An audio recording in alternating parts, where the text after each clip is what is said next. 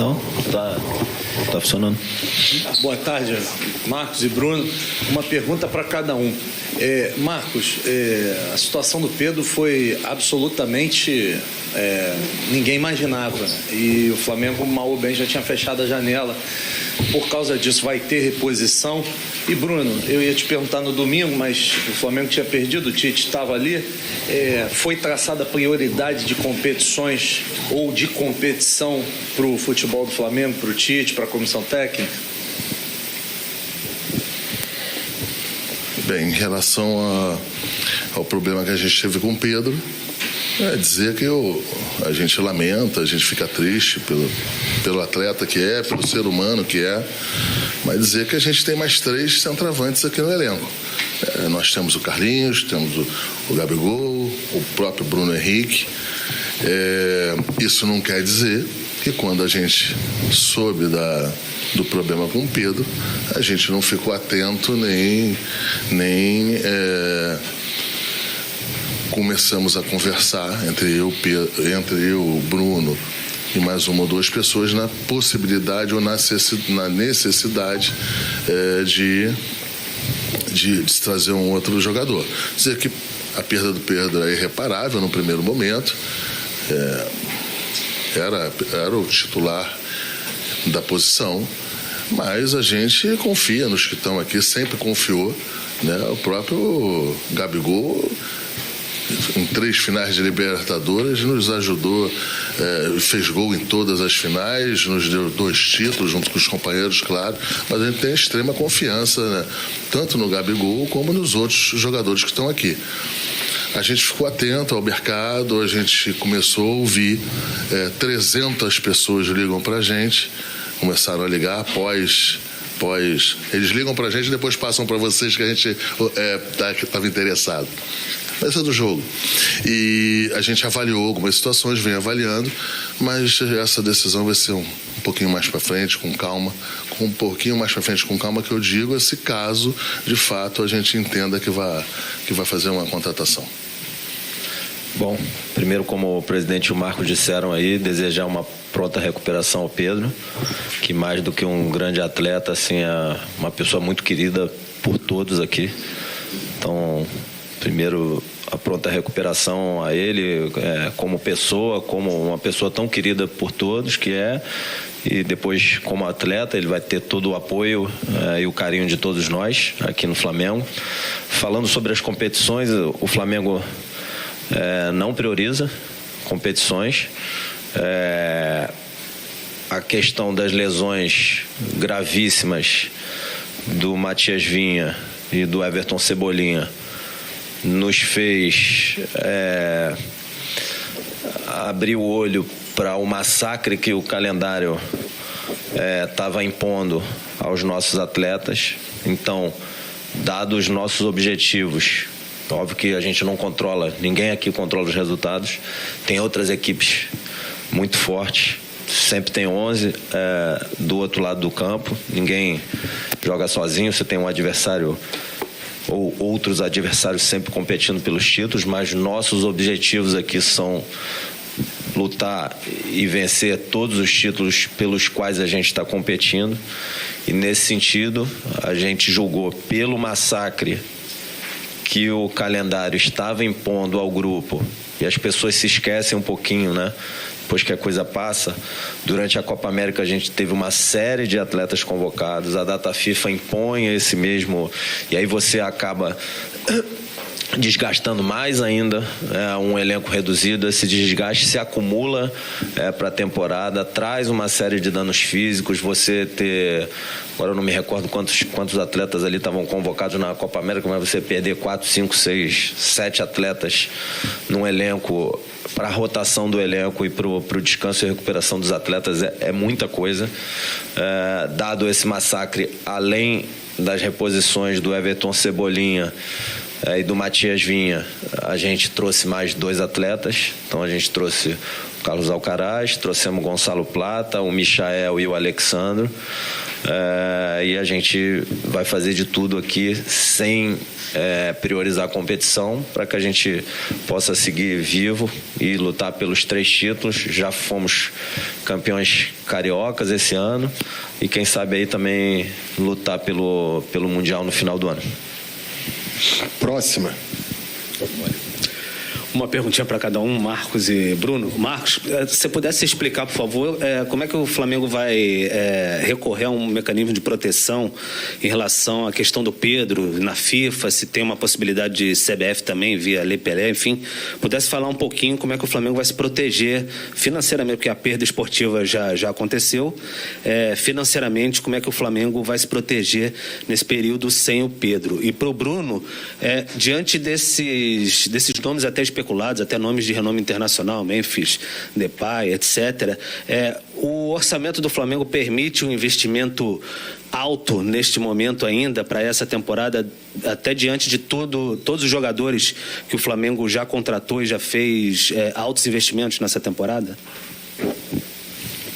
Bem, em relação ao episódio do Pedro, eu posso informar para vocês que nós já solicitamos que o departamento jurídico do Flamengo entrasse no caso. Nós estamos reportando algumas informações que são informações que vão estruturar a parte jurídica do que o Flamengo vai pedir. Não é de uma hora para outra. A gente apresenta alguns relatórios médicos, apresenta alguns processos aqui dentro, para que isso aí seja inserido para o departamento jurídico inserir e fazer o requerimento para a CBF. Claro que isso aí não é uma decisão rápida, mas como a gente acredita no bom tom e no bom senso da CBF, eu acho que a CBF vai entender qual foi a perda do Flamengo. A CBF não pode contribuir num primeiro momento com a reposição esportiva, né, deixar um jogador com a gente, mas ela pode sim fazer uma reparação financeira. Eu acredito mesmo que a CBF vá se antecipar e, junto com o departamento jurídico do Flamengo, encontrar um valor para repor e dar para o Flamengo. Bom, falando um pouquinho do elenco, como o Marcos já disse, a gente tem no próprio elenco, além do Pedro, mais 3 centroavantes, né? O Gabi, o Bruno Henrique e o Carlinhos, que são alternativas aí para o professor Tite e para a comissão técnica. O Flamengo está sempre atento ao mercado. Como o Marco mesmo disse, mal saiu a notícia ontem da questão da lesão do Pedro. Nosso telefone não parava de tocar, chegar mensagem, às vezes 6 pessoas oferecendo o mesmo jogador. Ligando, mandando mensagem. Marca, eu acho. Aí oferece para ele, oferece para mim, vem um, vem outro, assim, é uma coisa assim imediata, né? E foi ontem e hoje. É óbvio que a questão dos recursos financeiros, e a gente é super responsável e conservador sempre em todas as decisões que a gente toma, com a liderança do presidente Rodolfo Landim, a gente é super rígido quanto a isso. Acho que ano passado a gente tinha colocado no orçamento 60 milhões de reais de receita de venda de jogador, a gente fez 303. Na pandemia, a gente vendeu o Reinier, vendeu o Gerson, vendemos o Rodrigo Muniz, vendemos o Yuri César, vendemos uma série de atletas que compensaram todas as perdas que o Flamengo, e acho que até superaram, porque o Flamengo, até um pouquinho depois da pandemia, ele já rapidamente foi para um endividamento menor do que o que tinha antes da pandemia, para uma situação de caixa maior. O futebol com corte de custo e transferência de atleta contribuiu de forma muito relevante para isso. Então, estou falando tudo isso para explicar que óbvio, os nossos objetivos são esportivos, de conquistar título, de dar alegria ao torcedor, mas sempre dentro da maior responsabilidade financeira possível. Então, todas as decisões que são tomadas aqui no futebol, o mercado sabe, todas as negociações com o Flamengo são muito duras, mas ao contrário de uma série de outros clubes, assinou contrato com o Flamengo. Se o débito vence domingo, vai cair na sexta-feira. Tem clube que o débito vence domingo, vai cair daqui a 3 meses, não paga imagem, não paga luva, não paga comissão. No Flamengo, isso não existe. E tem clube que investe pesado e faz isso. O Flamengo não tem esse tipo de fonte de financiamento para montagem de elenco e não vai cometer nenhum tipo de irresponsabilidade, mesmo pressionado pelo massacre que o calendário impõe ao elenco e pelas lesões que aconteceram. Então, para resumir, temos 3 grandes centroavantes dentro do elenco, o grupo é muito forte, estamos atentos ao mercado, nosso telefone não para, mas a gente vai tomar as decisões dentro da ótica técnica mais assertiva possível e dentro de toda a responsabilidade financeira que o clube sempre foi gerido. Marcos, Bruno, boa tarde. Aqui. Tudo bem? Queria perguntar especificamente para o Marcos, porque foi uma janela que foi uma montanha-russa muito grande. Inicialmente vocês tinham uma confiança no elenco, mas as lesões vieram e em determinado momento vocês sofreram muitas críticas, especialmente o Marcos, que tem uma questão do vice de futebol amador, que recentemente o BAP até foi num podcast comentar e enumerar uma questão de clubes da Europa que tem desse cargo. Queria entender como que você reage a essas críticas. Vamos lá. Primeiro, em relação ao que um candidato a presidente, que é o BAP, falou, em que o Real Madrid, que o Barcelona, que outros não têm vice-presidente e com ele também não terá. Com ele também não vai ter nada, que ele vai perder a eleição. Essa é a primeira. Segundo, eu acho que é covarde a postura dele e eleitoreira. Por quê? Ele, quando chegou em 2013, ele nunca apresentou esse discurso para nenhum conselheiro do Flamengo, nenhum jornalista. Ele não apresenta esse discurso absolutamente para ninguém. O presidente anterior teve, que parece, 5 vice-presidentes de futebol. Tiveram um pouquinho de título, mas tiveram 5 vice-presidentes de futebol.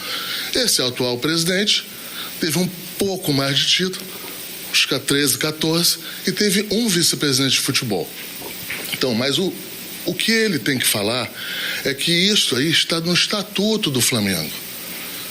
É uma covardia a maneira com que ele dá o tom e a maneira com que ele fala.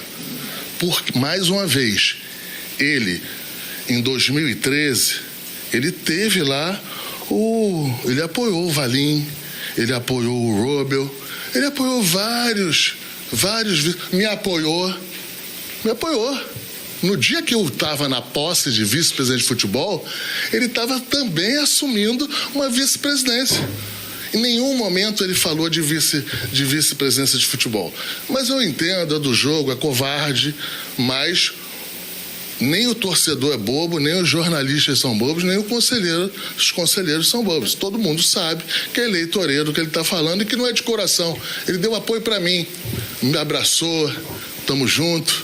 Depois eu achava que ele queria um pau mandado comigo não anda. Eu não sou pau mandado de ninguém. Entendeu? Eu tenho um chefe, eu tenho hierarquia e muitas vezes eu deixo a minha posição, deixo para o presidente Rodolfo Landim, mas daí a fazer o que o nosso querido BAP, na época em que ele estava junto, ou comigo, ou com os outros vice-presidentes, é diferente. Então é eleitoreiro, é do jogo. E quanto à janela, eu acho que a torcida do Flamengo tem que entender os sócios do Flamengo têm que entender, os conselheiros, que os números do Flamengo nessas janelas são números diferentes, são números consideráveis. A gente precisa e muito ter atenção no que se está fazendo. A nossa concorrência em relação aos jogadores que a gente traz para cá são concorrências de outros clubes da América Latina, outros clubes da Europa, que também têm suas posições, também têm as suas necessidades em relação à parte esportiva. Então, a gente procura fazer com calma, com tranquilidade, de uma maneira segura para o Flamengo, e assim, e que envolve fusos horários, situações, os advogados que quando começam a também pós-estruturação da parte financeira, os advogados começam a ter que botar isso no papel.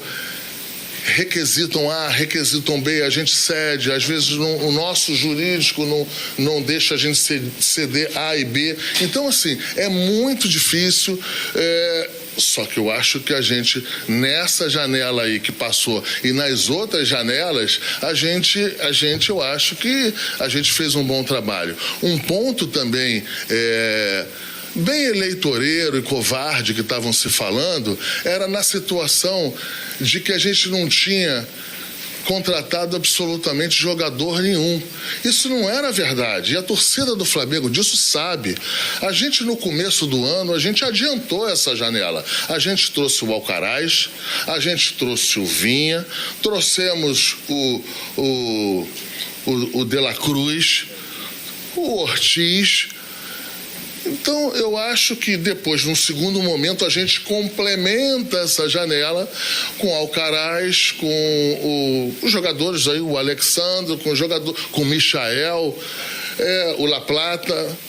Então, assim, as pessoas têm que entender que quando a gente começa um processo, muito difícil de não vazar, porque quando você fala com a outra parte chega e tem que falar com a área de comunicação, com a área jurídica, falam com os parentes se querem ou não virem para o Brasil, porque é uma decisão de vida.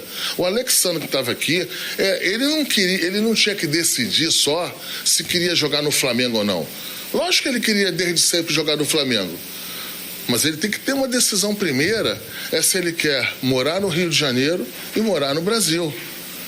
Então, assim, são situações que não cabem a gente decidir, não cabem e muitas das vezes a gente quer dar celeridade, mas a gente entende que se a gente requisitar essa celeridade, ela pode atrapalhar nas negociações. Então, a gente às vezes deixa um pouco o jogador, a família do jogador, o empresário, até mais à vontade de fazer alguns ajustes no mercado e vendo que a situação e que a posição do Flamengo uma posição firme, forte e que é um melhor projeto. Não foi o que eu falei. O Alexandre aqui acabou de falar que ficou feliz com o projeto apresentado para ele. Outros clubes aqui no Brasil apresentaram.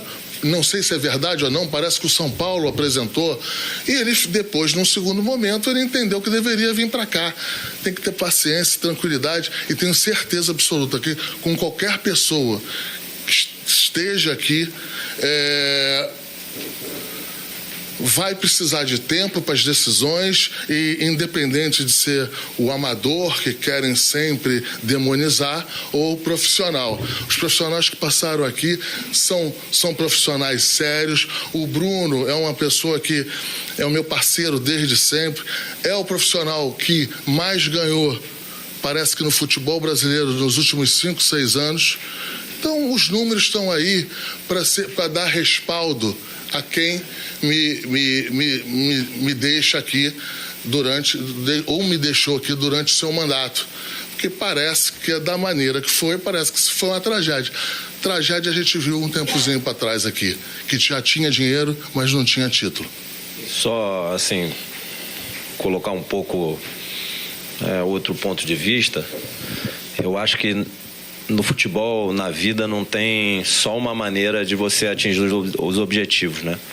Pra gente é muito claro aqui, através da liderança do presidente Rodolfo Landim, e óbvio que isso está no nosso sangue também, mas a liderança dele é o que é mais importante para direcionar, que o objetivo de todos nós aqui é vencer e conquistar título. Não tem uma maneira só. E aí, nesse sentido, eu acho que as pessoas têm que ser julgadas pelo seu trabalho e pelos seus resultados.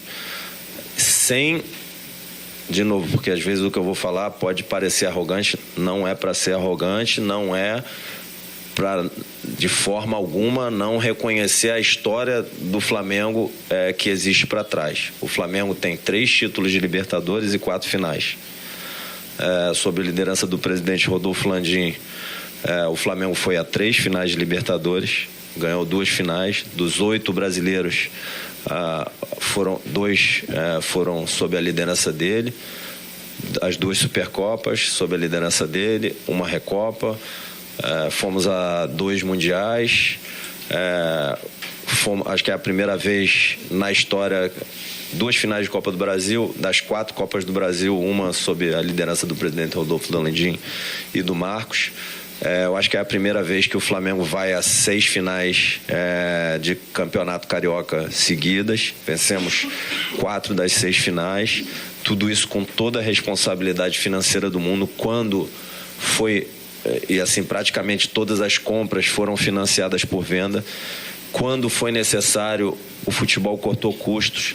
Não é verdade que a maior folha do futebol brasileiro é do Flamengo, tem outras folhas maiores. Foi fundamental para a solvência financeira e para a sobrevivência do Flamengo durante a pandemia as transferências que a gente fez aqui no departamento de futebol. A primeira delas, o Reinier, e depois uma série de outras transferências. Eu entendo que a gente quebrou uma série de paradigmas aqui. Então a gente trouxe um atleta espanhol do La Coruña, da 2ª divisão, veio para o Flamengo, foi, se eu não me engano, ele tinha 25, 26 anos quando foi para o Arsenal. Então ele veio do La Coruña, na 2ª divisão da Espanha, foi campeão da Libertadores, campeão brasileiro pelo Flamengo e foi para o Arsenal. Acho que a gente pagou 1,1 milhão, 1 milhão e 200 mil euros, e no final ele gerou 13 milhões de euros para o Flamengo, indo jogar na Premier League. Trouxemos o Jorge Jesus, que acho que fez com que o futebol brasileiro evoluísse de maneira significativamente do ponto de vista tático. Em muito tempo foi o primeiro estrangeiro que foi campeão aqui. Então acho que era talvez o único treinador estrangeiro na Série A do brasileiro quando a gente trouxe. Em um determinado ano depois da gente trazer o do Jorge Jesus, tinham 13 clubes com treinador estrangeiro. Eu não estou desmerecendo o treinador brasileiro, eu só estou dizendo que a gente quebrou um paradigma e depois foram se copiando essas ideias.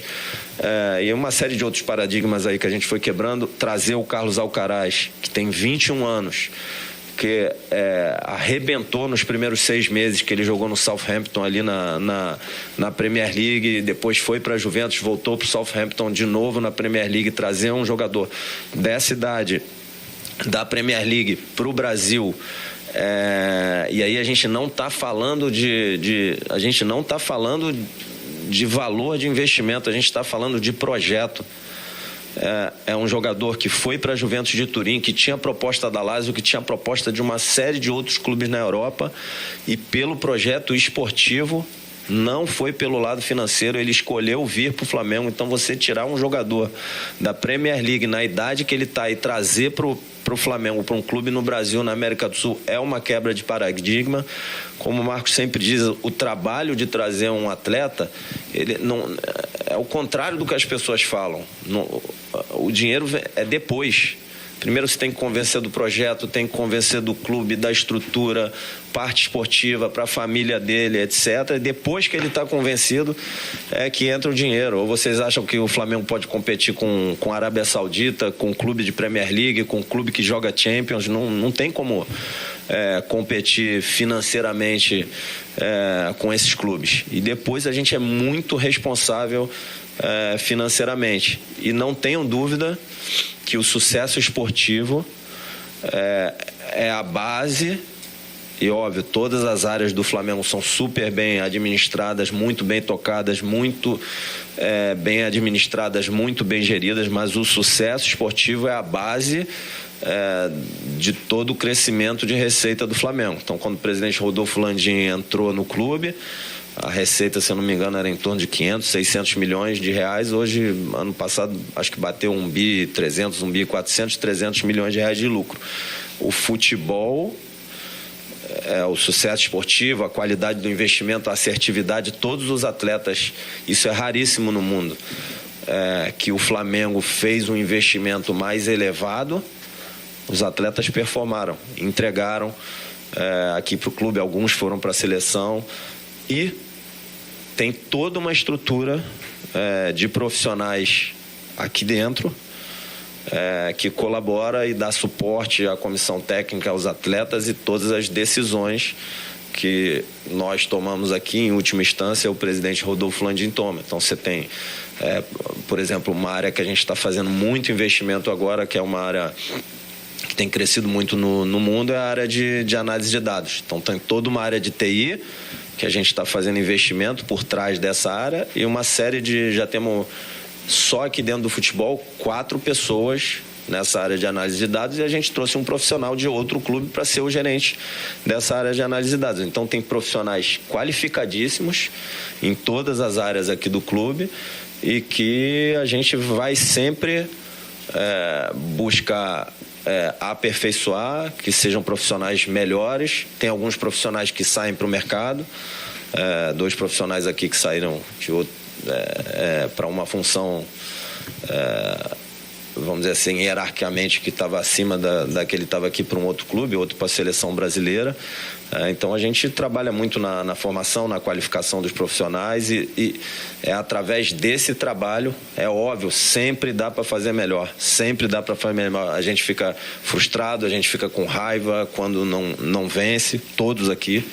A gente queria ganhar tudo, mas a gente tem que ter muita frieza para analisar o trabalho, o desempenho, os resultados, para não tomar a decisão errada e não andar para trás. A gente tem que saber aonde a gente pode evoluir para o passo ser para frente, e não agir somente com a emoção e instinto, sem estar baseado em dados e fatos para tomar a decisão.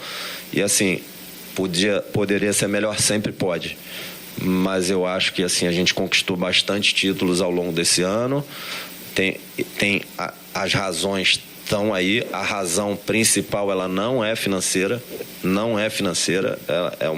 são uma série de decisões que foram tomadas em termos de assertividade em diversas áreas aqui do futebol, da qualidade, da capacidade das pessoas que estão aqui dentro, das decisões do Marcos, do presidente Rodolfo Landim, e eu sou grato ao Reinaldo Belotti, ao Marcos e ao presidente Rodolfo Landim pelas oportunidades e pelo apoio que sempre me deram e pelo privilégio que eu tenho de estar no cargo que eu estou, no clube que eu estou. E agora é continuar trabalhando e depois de conquistar o Campeonato Carioca esse ano, espero que a gente possa seguir lutando e trazer os títulos que estão pela frente aí, quem sabe um sonho de mais 4 títulos esse ano ainda. A gente tem tempo aqui para mais 2, talvez. Obrigada. Bruno, vou direcionar você porque você respondeu um pouco disso anteriormente, mas Marcos, fica à vontade para falar. Você comentou que o Flamengo vai seguir com essa prioridade das 3 competições, né? No caso, não vai priorizar nada, vai continuar em busca dos 3 títulos. Eu queria entender se isso é uma decisão do futebol só. Eu falo futebol, você, mais o presidente Rodolfo Landim e o Marcos, ou isso também é uma decisão em conjunto com a comissão técnica? Olha, o direcionamento de priorizar ou não priorizar é sempre uma decisão do clube, né? Então, a decisão do clube é não priorizar. E, por exemplo, quando se fez o planejamento desse ano, a gente colocou para o Tite que o Campeonato Carioca era uma competição, porque eu vi que fizeram perguntas em algumas coletivas, era uma competição que o Flamengo priorizava e desejava vencer. E assim foi feito.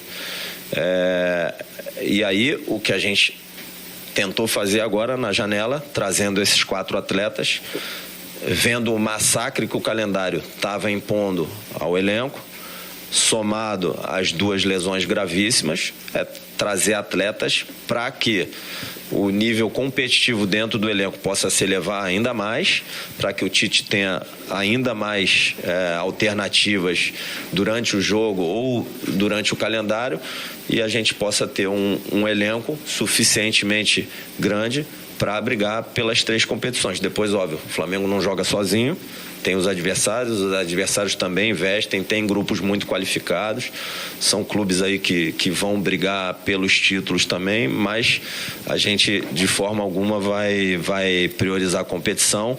O que às vezes as pessoas não entendem é que o treinador coloca sempre em campo a melhor equipe possível disponível. Então, para dar o exemplo de novo, quando um atleta joga 3 jogos em 6 dias, além do risco de lesão, que é uma questão mais clínica do departamento médico, o desempenho do atleta naquela 3ª partida em 6 dias é levado em conta pelo treinador para que ele tome a decisão da escalação. Então, tem inúmeros exemplos aí de atletas do mais alto nível possível que no 3º jogo, no 6º dia, desempenharam em nível técnico, físico, tático, mental de uma forma muito abaixo. Isso é um fator que o calendário traz, e aí o treinador tem que tomar uma decisão.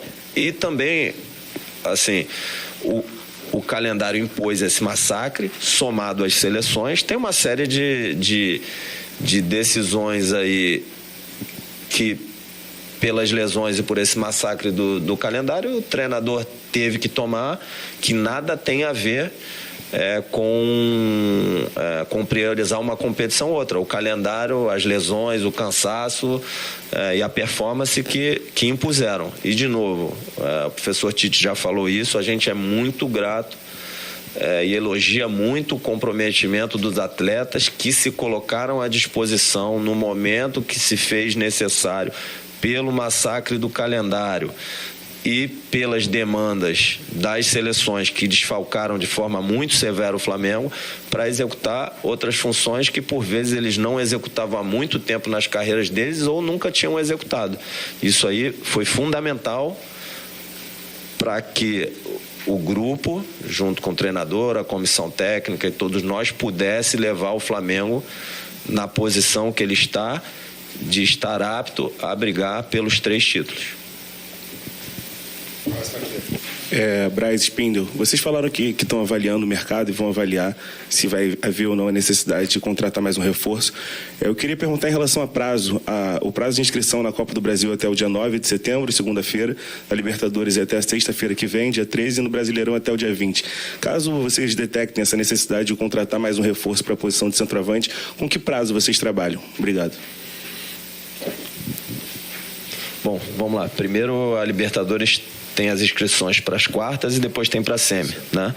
Então, a gente já contratou 4 atletas e vamos ter que definir 3, né? A Copa do Brasil, obviamente, é até o dia 9, e o Brasileiro também, você já disse, assim, o prazo é obviamente a última delas, mas, de novo, assim, na nossa visão, hoje, o elenco tem 3 peças ali, 3 centroavantes, que vão fazer a posição do Pedro, de altíssimo nível, que a gente confia muito.